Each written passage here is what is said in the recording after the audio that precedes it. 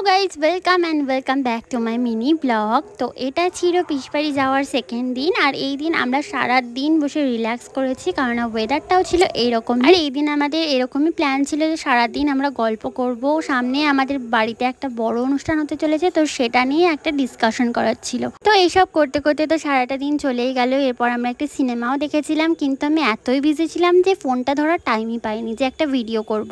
এরপর বিকেলবেলা আমি আর পুচু গেলাম একটু ছাদে। এরপর সন্ধ্যাবেলা আবার আমরা বসে বসে গল্প করি। তোমাদের কিছু কিছু নমুনা আমি শোনাচ্ছি।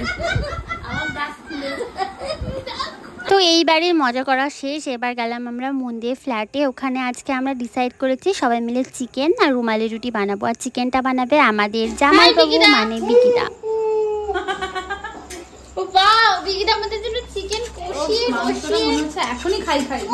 আর এই তো আমাদের জিজুর হাতে সুন্দর টেস্টি চিকেন চলে এসেছে, আর সাথে ছিল স্যালাড আর রুমালি রুটি। আর এই যে সারাটা রাত গল্প করে 3:30টার সময় আমাদের এই অবস্থা। চলো বাই।